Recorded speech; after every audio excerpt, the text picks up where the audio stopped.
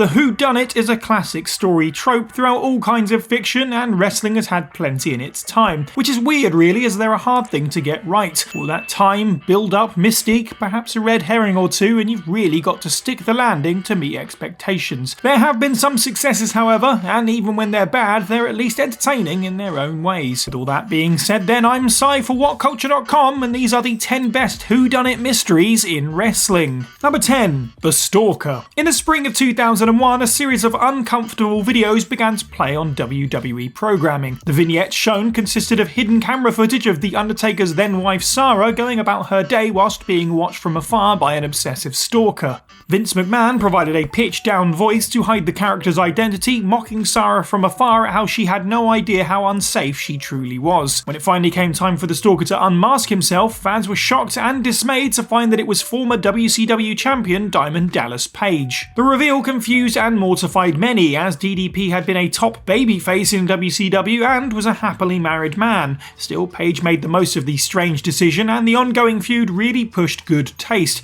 such as that time DDP created a shrine to Sarah in the locker room. Whilst Bruce Pritchard, the writer who devised the concept, has gone on record to say that he felt it was a flop, there's no denying that the WWE's production team created something truly eerie and disconcerting to watch. It's just a shame that perhaps they picked the wrong perpetrator. Number 9. Who attacked Roman Reigns? On an episode of SmackDown in July 2019, a lighting rig nearly fell and crushed Roman Reigns during a backstage interview. It was a surprising turn of events that got even weirder when the big dog was nearly crushed by an oncoming vehicle the next week. Roman, understandably unhappy, set to work on figuring out who had attacked him. Footage showed Buddy Murphy in the vicinity of the rig as it fell, and so Reigns tracked him down to see what he knew. He revealed he had seen Rowan nearby. However, when Rowan and his tag partner Daniel Bryan confronted Murphy, he changed his story and said that he had lied. A rather bizarre segment ensued where Bryan and Rowan revealed to Roman the identity of the attacker, which was just some random guy who just so happened to look a lot like Rowan. Additional footage of a big man in a black hoodie that could have been either Rowan or his lookalike somehow convinced Roman that it was Rowan, who then admitted to both acts. Number 8. The anonymous Raw general manager. McMahon said that in order for the general manager to not play favourites, they would remain anonymous. Whenever they needed to say something, they would send a notification sound to the house speakers. It also set the lights off too, which seems like a dangerous case of faulty wiring that the WWE really should have sorted out. All the same, Michael Cole would read out the anonymous Raw GM's demands, and I quote, "It was a pretty rough year for WWE Raw." Despite teasers and red herrings, the anonymous GM was phased out and replaced by John Laurinaitis before the story could reach a logical conclusion.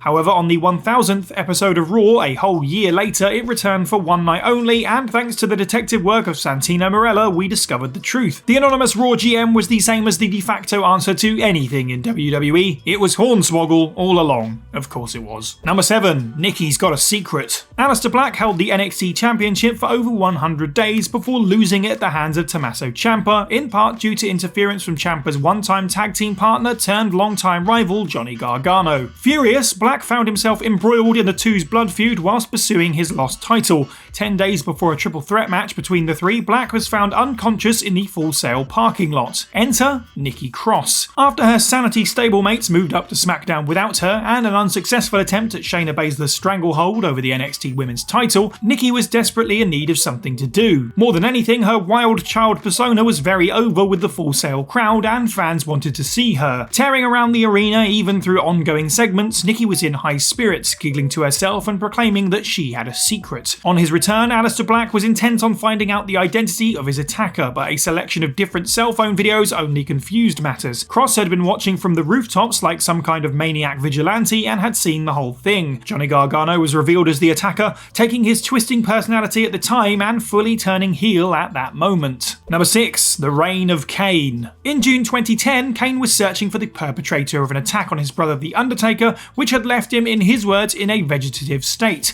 The dead man was removed from the upcoming main event of Fatal 4-Way, and Rey Mysterio defeated Kane to qualify for the opportunity. At the next pay-per-view, Money in the Bank, Rey defeated Jack Swagger to gain the WWE World Heavyweight Championship, only to have it ripped away instantly by the Big Red Machine. Kane had won the briefcase earlier in the night and set a record by cashing cashing it in only 47 minutes later. With the title over his shoulder, Kane accused Rey Mysterio of the attack against his brother. Rey, ever the babyface, cast aspersions at Kane that he had done the deed himself. The two faced off at SummerSlam, with Kane prevailing, only to be faced with a very angry Deadman after the match. It turned out that the Devil's favourite demon had done an evil thing to his own brother. Who saw that coming? Whilst the reveal wasn't all that special, the story allowed Kane to become the first man in history to have held the World Heavyweight Championship, the WWE Championship, and the ECW Championship. Following this, he also got the better of The Undertaker consistently for the first time ever, beating him at 3 separate events in a variety of different gimmick matches. Number 5. The leader of Aces and Eights. The invading force angle is something that just about every major company has tried once. Total Non-Stop Action's take on the tale was a vicious Sons of Anarchy style biker gang who set their sights on veterans such as Hulk Hogan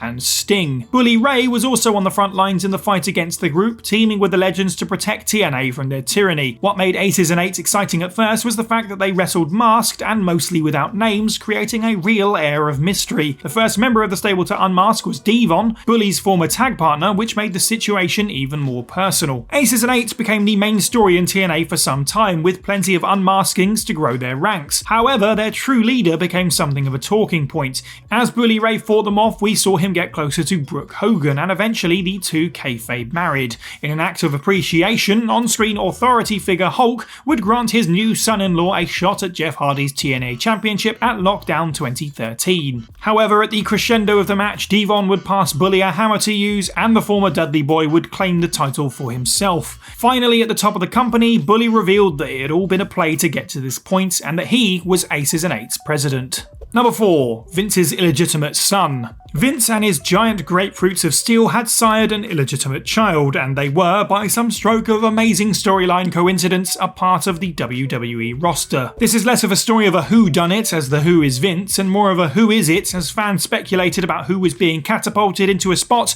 that would rub shoulders with the company's chairman. Mr. Kennedy made the case on Raw that he was Vince's heir, but a legal representative said that it wasn't the case, even though that was what the original plans called for. Unfortunately, due to a wellness policy suspension, Mr. Kennedy was taken off TV, and the WWE were backed into a corner, as they had announced that the truth would be revealed the following week. So they did the only logical thing they could: turn what was planned to be a Triple H versus Mr. Kennedy WrestleMania program into a joke by revealing that Hornswoggle was the seed of Mr. McMahon. Because, as I said before, of course he was. Number 3. I did it for The Rock. Well, card subject to change exists for a reason, and unfortunately we didn't get what was billed. In the case of real life, Austin needed to take some time off to rehab a neck injury he sustained 2 years ago. In kayfabe, however, chasing Triple H through the arena parking lot saw him collide with a speeding vehicle which took him out of the main event that night. But who was behind the wheel? When Austin finally returned, Mick Foley assisted the Rattlesnake in figuring out who was responsible for taking a year of his career away. Of all people, the dancing, fun-loving Samoan Rikishi was not at the top of most people's predictions list. He explained that he did it for The Rock to try and help secure his cousin's victory at the pay-per-view, and launched into a pretty unsuccessful heel run off the back of it. However, Rikishi wasn't alone, and eventually Triple H came forward to explain that he had hired Rikishi to drive the car that he himself would chase Austin into. It was a weird way to get there, but Triple H was a logical choice. He is the cerebral assassin for a reason, and he swerved us all. Number 2. The Black Scorpion. Soon after Sting had beaten Ric Flair for the NWA World Heavyweight Championship, he became the target for a new villainous character that would show up in vignettes claiming that he was coming to get him. The Black Scorpion, as he became known, was said by the announcers to be a figure from Sting's past. At Clash of Champions 12, Sting faced the Scorpion but failed to unmask his pursuer as he was distracted by a red Scorpion who appeared in the arena. Originally set to be Al Perez, plans changed when Perez left the company midway through the build, and WCW had to come up with something else. Depending on what the character was doing and where, including wrestling and amateur magic, Black Scorpion was played by different men, such as Jeff Ellis and the Angel of Death. When Sting challenged the Scorpion to a title match, it was with the stipulation that if Scorpion lost, he would unmask. Underneath the hood was none other than the man Sting had taken the title from,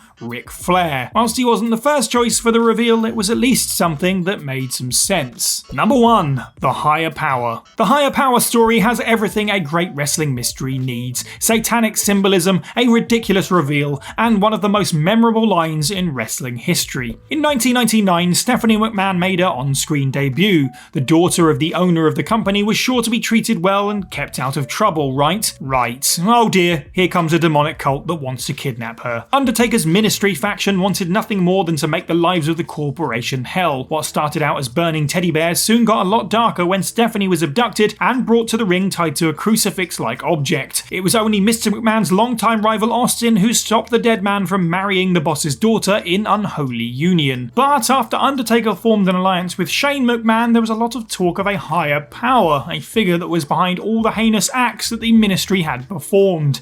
And who was that power? Well, it was Vince, Austin. It was Vince all along. McMahon cut a promo through a cacophony of boos explaining that he fooled his immediate family just to pull the wool over Stone Cold's eyes.